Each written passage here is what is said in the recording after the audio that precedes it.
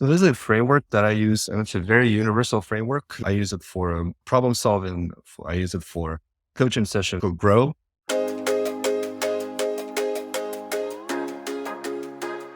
Hey, my name is Felix and I'm the host of The Culture of Code. And each episode, we bring you an experienced engineering leader who has had success in their career to teach us about what's worked and what has not worked, get them to where they are at today. In this episode, we're going to cover three very just interesting topics. One is, what is the most important topic or questions to ask your manager during a one-on-one? And what is the grow framework and how you can actually use it to grow your career? And lastly, we're going to talk about the big myth, which is who has more control, the engineer or their manager? Let's get into this episode. In today's episode, we have Vladimir Sheyda, Director of Engineering at Dropbox. He's a passionate engineering leader with over 15 years of experience in application security and cloud infrastructure. Welcome, Vladimir. Hey, thank you. Good to be here. Yeah, glad to have you on. So tell us more about your role as a head of cloud platform at Dropbox. Yeah, I support an organization of about 40, 50 people. And what we'll work on is essentially, if I kind of think about it from the high level perspective, we're abstracting away all the complexities of the hardware and physical infrastructure from our developers at Dropbox. So it's this middle layer that allows people to come up with just their business logic, drop a few lines of code or many lines of code, and they kind of work regardless of where our data centers are, where the hardware is. They can do their job. They don't need to think about all that stuff. So reducing cognitive load on the engineers. You kind of dive a bit deeper. So there's a few teams, right? Do have our own data centers at Dropbox as well as public cloud providers that we're working with. So there's a team that takes care of automating hardware, bringing all that stuff, provisioning, testing all the hardware that show up in data centers, as well as creating some plumbing, how we connect AWS environment to our on-prem environment. There's a team that deals with traffic engineering, so global traffic engineering, getting bytes from our users into our infrastructure and vice versa. There's a team that deals with building frameworks for internal frameworks for the engineers to build services. So we run a distributed architecture, and the every service is kind of done in a very homogeneous way. And this framework allows you to not think about all the things like how do services talk to each other, how they get discovered, right? Allow people to just write their code. And then there's a team that provides all of these things as a platform, like a higher level abstraction to product engineers. And in that case, you truly are getting sort of Lambda-like experience. We're thinking AWS primitives. They're just dropping a bunch of lines of code and they just run for it. Very cool. So it sounds like a pretty large surface area for like an infra team and lots of internal clients that depend on the kind of infrastructure that you and your team set up. How do you make sure that you're kind of able to like stay abreast of everything and be able to understand like what's going on, at least to some degree, because it's such a large surface area? I guess the short answer to that question would be hire the right people or grow people to fill the roles. So I obviously cannot do it all myself. And I rely on the folks that we're lucky to actually hire and bring up a Dropbox. We'll actually do a pretty good job there as far as growing people, I believe. That's one big part of it. So there's obviously processes that I had to put in place to make sure that I understand what's going on. And there's ways for me to instill the culture of accountability, for example, right? So making sure that part is covered. In terms of innovations, again, people processes really allow me to kind of carve out the time to be on top of industry trends and to understand what's going on. Obviously going to conferences, things like that. So that's reading books. And really, I think the important part is start with the problem. So whatever problem you have, not trying to copy as first principle thinking, that's key. And then figuring out the solutions, looking around. So that's the framework, the process that I've established for myself, how I deal with complexity problems. Yeah, I like the idea of starting with the problem first. And when it comes to something like hiring or training existing staff to meet a need, meet a gap within the team, that's like a pretty long like cycle, right? Where identifying a gap to eventually having someone upskilled enough or someone hired. How do you kind of methodically or how do you make decisions on, okay, this is the most important gap to fill and let's devote like resources there? Like what's your mental model for making those decisions? I believe in streamlining everything and creating order out of chaos. That's the important part. So if you have a process of figuring out how to develop bench strength, so you're not just hiring for a particular need right now, you are trying to foresee that there's going to be a different sort of need or a different sort of skill set at future. So you can always hire more junior people, right? And then these are the folks that typically want to grow and they want to figure out how they can be useful and valuable. And you have an opportunity to coach them, right? So I've always had this mix of senior talent and junior talent on the team and making sure there's support structure and enough time allocated to bring those folks up to speed. Most of my success as far as hiring goes comes from not very untraditional, but untraditional ways. It's a contractor. Sometimes we convert contractors to full-time employees. We used to do that. But typically I find those folks to be hungry and wanting to grow and solve problems. So that's one big source. And then interns. So again, lots of hunger to grow and bring value. And we have a great program at Dropbox called Ignite, which is apprenticeship program. That's when we convert people from other industries who want to become software engineers. And we kind of partner them with the more senior folks on the team, give them projects and get them up to speed on that project and make sure we kind of lead them all the way through completion and make sure that they acquire the skills that they need to have to be able to solve problems at Dropbox. I like the idea of the Ignite program that you have to get the idea of like thinking outside the box for free is to get people from other industries that aren't so deep into the forest. They can actually see things from a different perspective and then give them the kind of technical training to make use of that varied background. Absolutely. This cross pollination, right, that occurs naturally in that case is very important and really helps with bringing some ideas that we typically wouldn't think of because you're already in this lane, so to speak, and thinking outside of the box is becoming a bit difficult once you establish certain processes and patterns. That's the flip side of streamlining things. Injecting that diverse talent is actually super important and it works very well. That makes sense. Now, talking from the perspective of, let's say, an IC or someone that's on your team that has that hunger and wants to grow and upskill, what have you seen in your career where you've identified like a specific attribute or collection of attributes that allows an IC to be coachable? Like, what makes them coachable? Like, what do you see about someone that makes them like able to upskill or step into like bigger responsibilities? Yeah, there's the element of just people being capable of learning, and that is definitely there. That one, I believe, is not the hardest obstacle. The harder obstacle would be looking for people who are proactive and ambitious and want something, right? They really want to grow, find that early on and looking at their experience, not just saying that, hey, I want to grow. Everybody can say that and it's the right thing to say. But how can you see that in their track record? What do they do?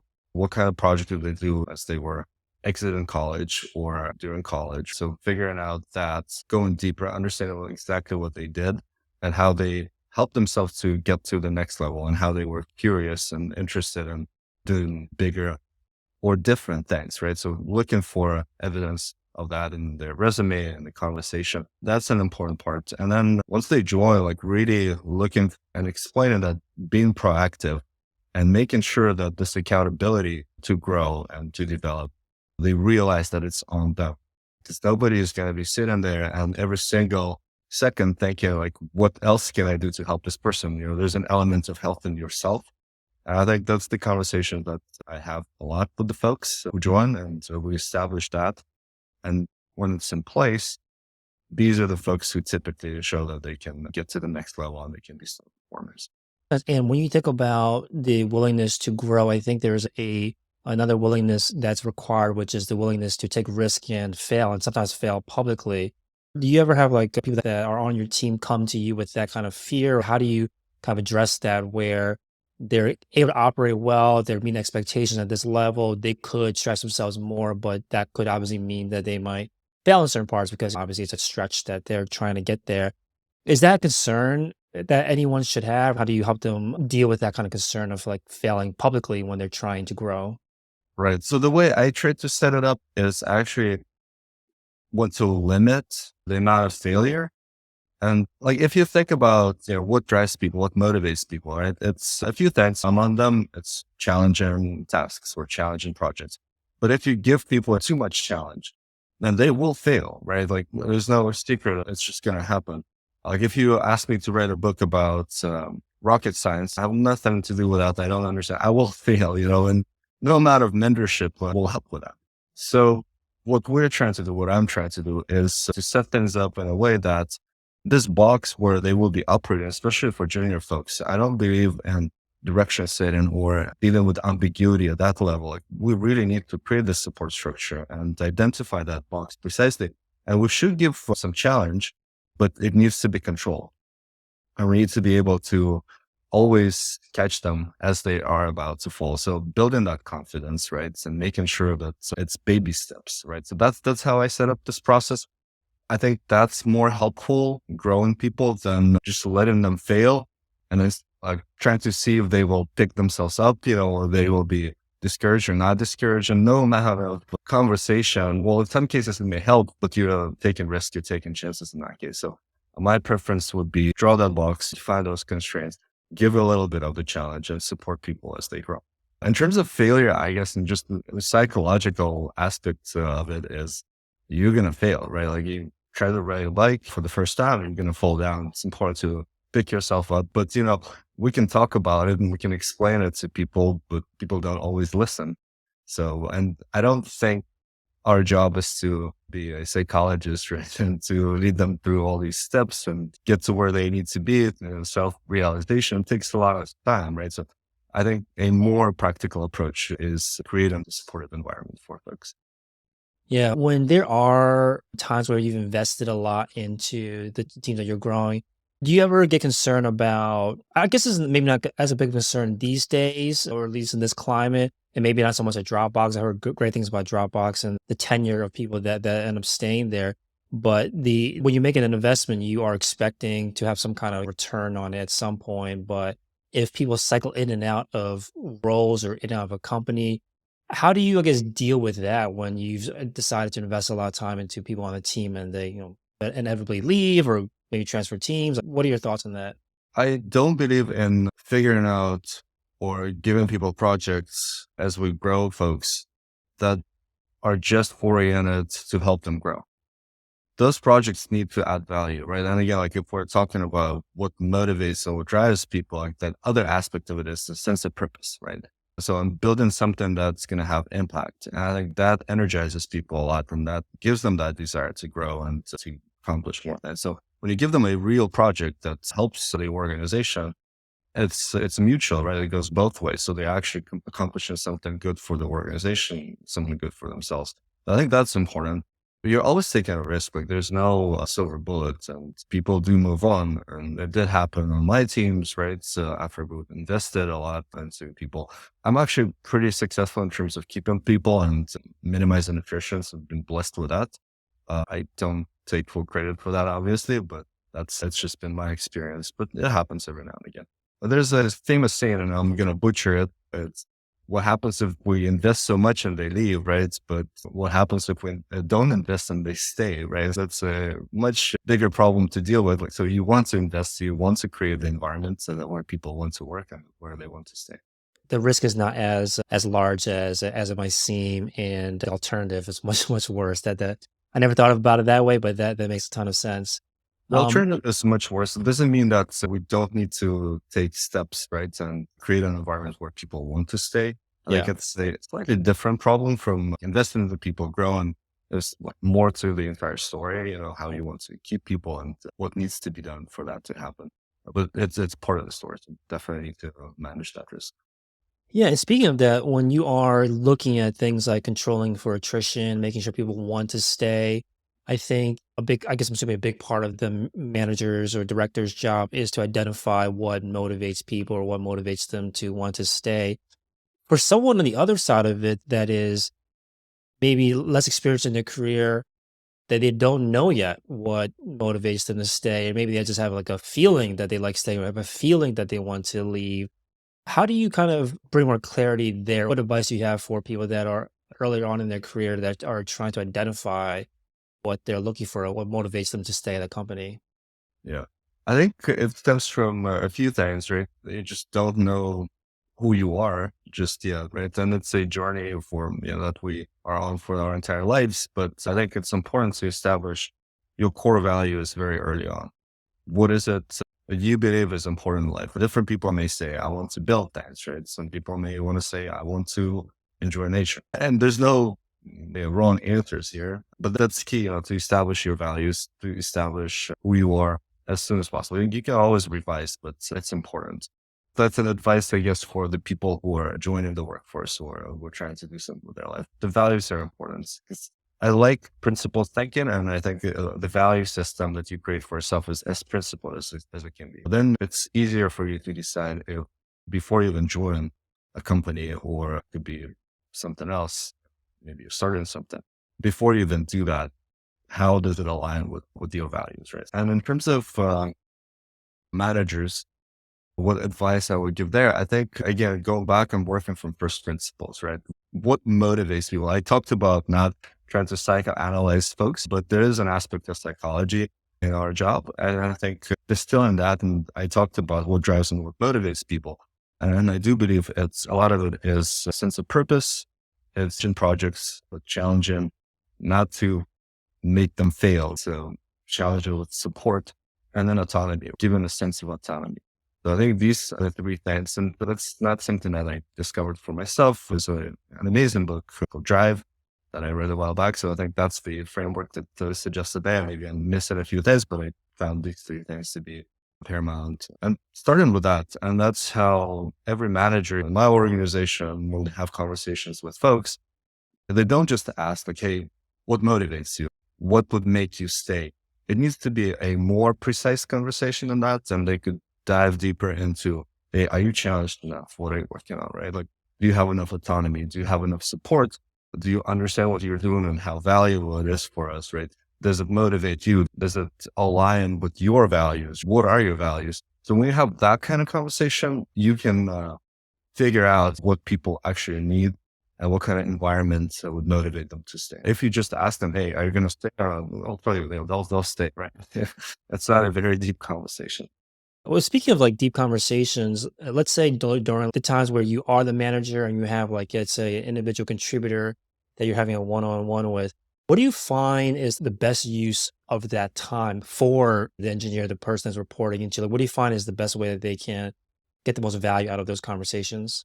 Well, when I think about it, I try to always flip it and try to kind of think about what would motivate myself and what would I need in this conversation when I talk to my manager, right?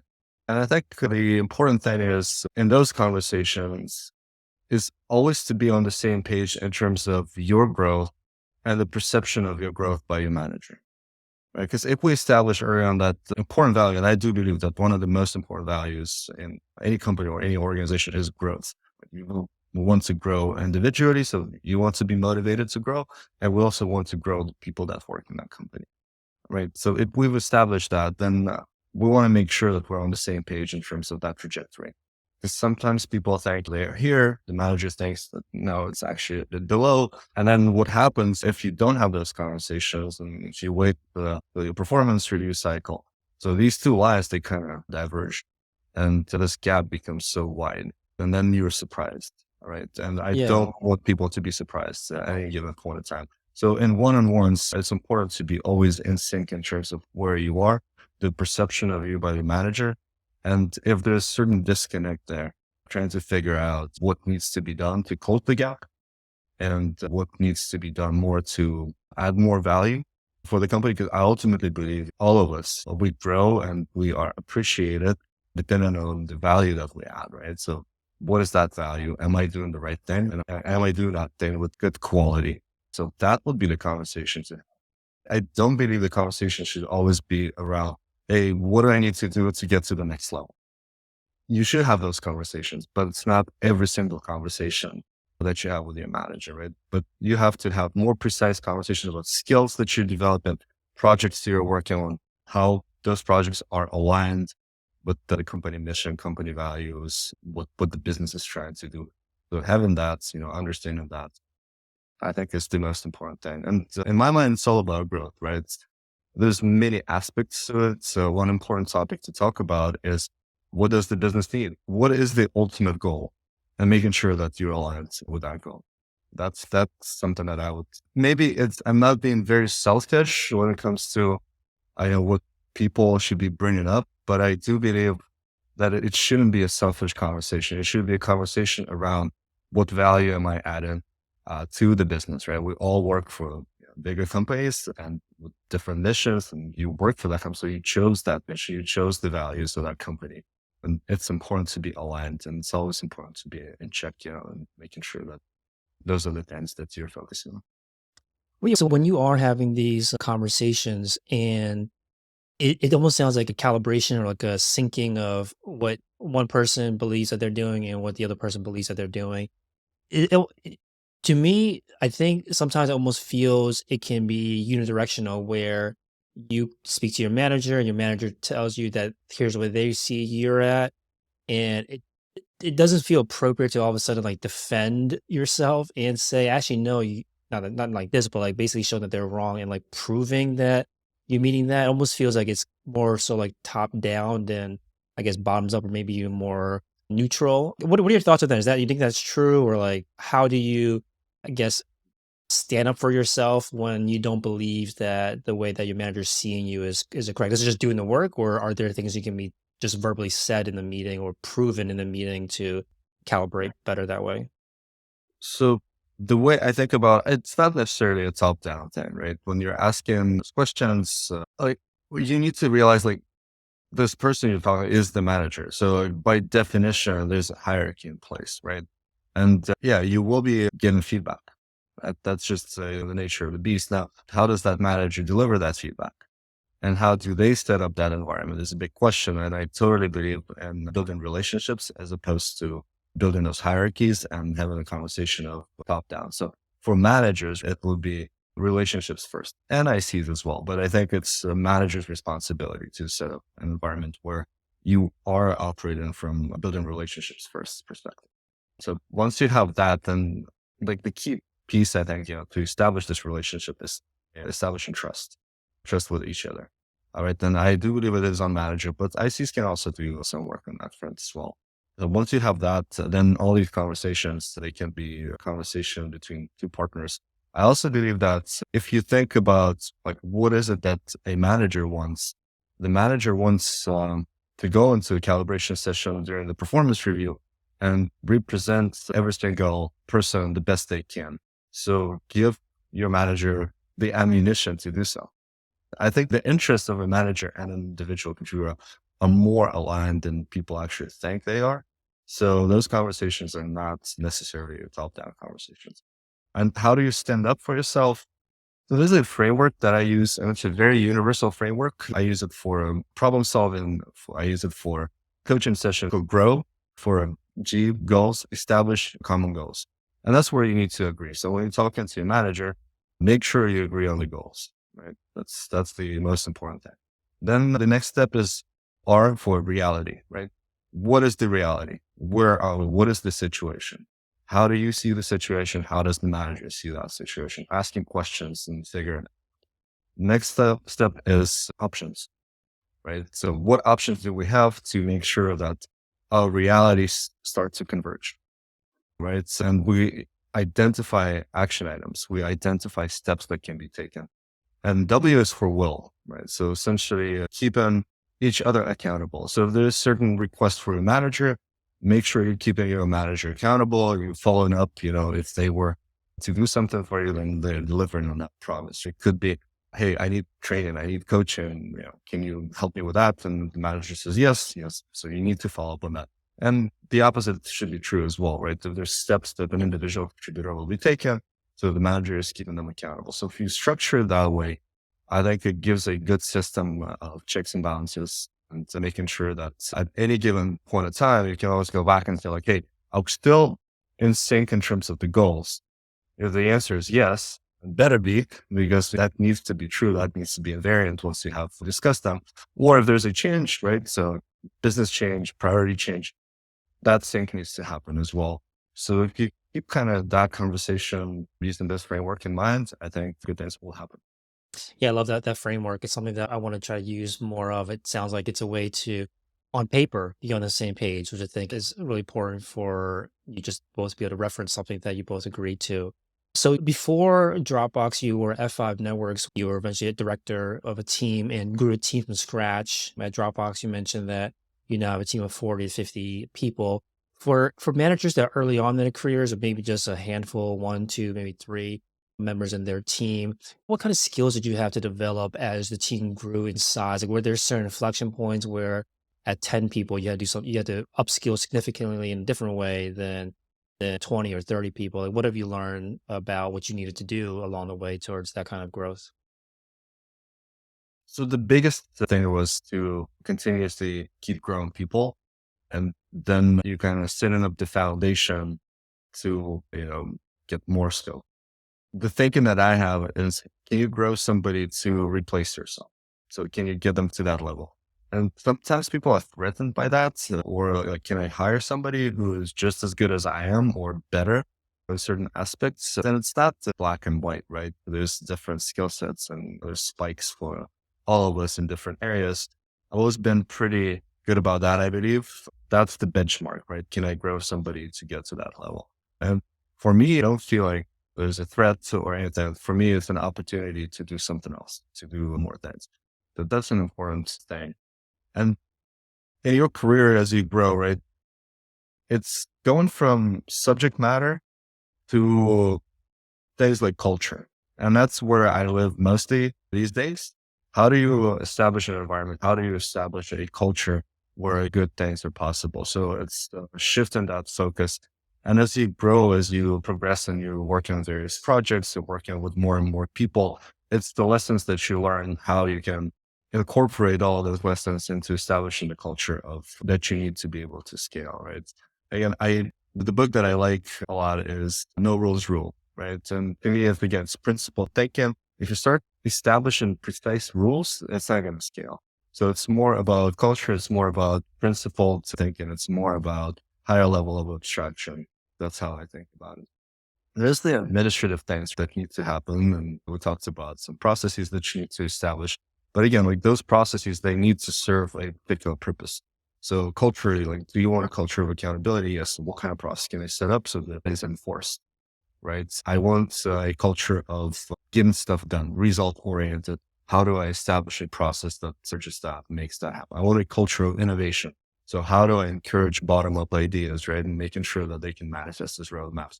What kind of process can I set up for that? I want a culture of providing the highest level of quality, for the internal customers. Typically our customers are internal developers at Dropbox, um, some exceptions, but how do I achieve that? And the answer there would be, okay, so do I need to have some cadence to do reliability review? Do I need to have some cadence to do incident analysis, right? Stuff like that. So you establish a process for that. But, you start thinking from culture perspective, from values perspective, and then you identify the gaps and establish the foundational things, to make sure that happens. Yeah, speaking about culture, you've had experience in a company that was more top down and now at Dropbox, much more bottoms up. For folks out there that are maybe only familiar with one or the other experiences, can you talk more about maybe the pros and cons or like just the experience of what you can expect from one versus the other? Yeah. So top down, the great thing about top down, right? It's like micromanagement. Micromanagement, man, is it bad or is it good, right? In some cases, it's actually warranted. In some cases, it's actually counterproductive, right? So, well, I would say most cases, probably counterproductive, but sometimes it's needed. So sometimes you need to be prescriptive. Sometimes you need to be precise in terms of what needs to happen because efficiency is critical. So you can achieve higher efficiency with that. Are you doing the right thing? Not necessarily. So if you want to optimize for innovation, if you want to optimize for ideas, then I think it should be more of a bottom up when you're allowing all those experiments to happen, when you allow those ideas to manifest. That's kind of how I look at it. It's a scale, right? So you can be on this side or that side of that scale, and you can drag it, there's some balance that you need to achieve. So you can't be only bottom up, then a bunch of people doing a bunch of stuff, but does it add value for the business? So there needs to be some top down direction. And I think at Dropbox, what I've seen over the years, and I joined Dropbox pre IPO, I've seen that we're actually shifting that balance, and there's still a culture of bottom up. So a lot of things, lots of ideas, people actually come up with. The engineers come up with those ideas. They are, in the trenches. They know what needs to be done in terms of sustaining our systems and adding new features. They develop these relationships with our customer base, so to speak, right? So they can get the ideas directly from customers and advise on what needs to be built. But there's this element of top down, right? Like, what are we trying to do? Are we trying to improve our current product, or are we trying to build new products? And what things need to happen to enable one or the other? So depending on that direction, you can figure out where you focus that bottom up approach, right? That is important. Now, if it's just like, here's the feature, build that feature, and it's very directive, I think that doesn't quite work in most cases, because at some point you'll just like, it's either a manager who's going to be the bottleneck for a great idea. So you're not leveraging all the experience we talked about, diverse experience on your team, right? So you're not leveraging that at all. You're not tapping into that at all. So you're shooting yourself in the foot, essentially. Or it could be what I've seen happen in the past also. There's a customer who says, I'm going to pay you a certain amount of money, I need this particular feature. So you're optimizing your product for a particular customer. And then the rest of the customers kind of suffer, right? You don't want to be in that position as well. So you want to really figure out this balance, right? Like, what is it that you want to do? It's all about balance. Yeah, and especially in the bottom up culture, one thing you had to learn at Dropbox was how to lead without depending on authority. So tell us more about, like, what does that mean when you don't have like authority, or more kind of hierarchical, like top down management style, where it just doesn't work as well at a company where it's bottom up. How do you lead that in those cases? This framework is actually something that I learned after multiple lessons that were kind of extracted from experience.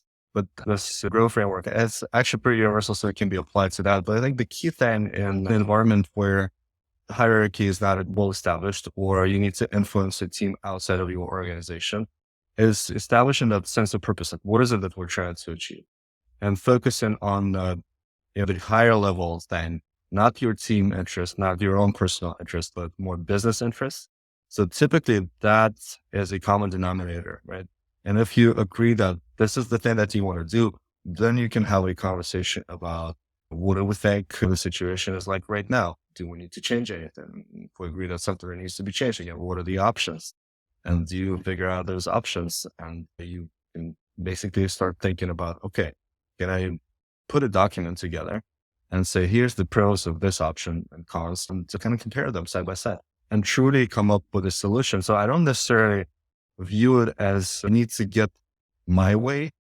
When I talk to somebody or I'm trying to collaborate, it's more about how can we do a better thing for Dropbox, right? Or whatever company you work for. And if you start with that, then your ideas, they become kind of secondary, right? They are in a common pool of ideas. And then you can then figure out, like, what is it that you're optimizing for, and choose the right approach on that. So that's the conversation that typically happens.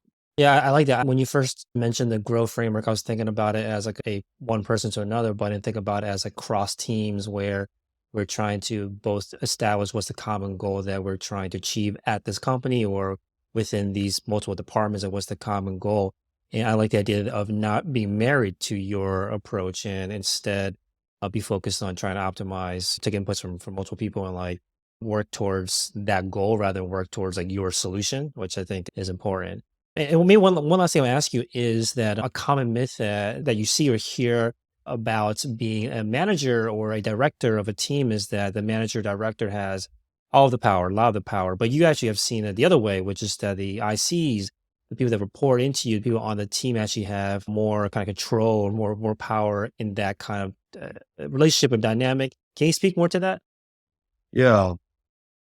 So it's control, right? Like, how much control do I have over a particular outcome? And when I think about that, and typically when people think about it, they're like, oh, my manager will tell us what to do, right? Or manager's manager, right? VP, kind of establishes what needs to be done. But the truth of the matter is that it's actually the opposite, because you're so far removed from where the work is done. So like, if we're talking about an engineering organization, the value is created by the lines of code that are produced. And as a director, I don't touch code, right? Well, I do it for other purposes, maybe more exploratory, figuring out new technology, that kind of thing, but never anything that goes into production, right? So, and that's where ICs live. So they have full control over what's going to happen. What is it that I can change that will influence the outcome more than anything else? And if you look at the end of the year, like what are the commits that people did? And that's the value that you've created. So if you look at a year-long outcome, right, for the company, between myself and that, there's multiple layers.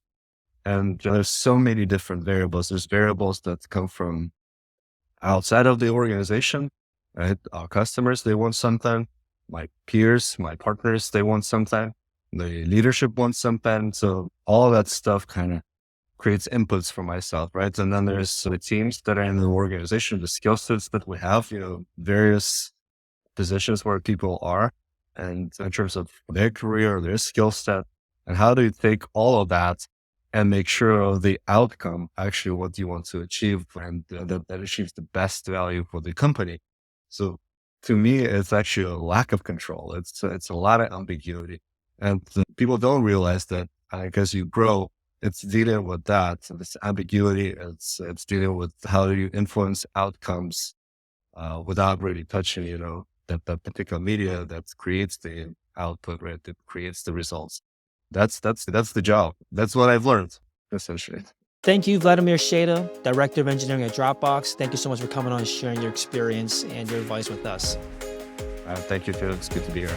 Thank you. And that's all the time we have for this episode. Come join us next time on the Culture of Code. Again, my name is Felix Tia. Take care.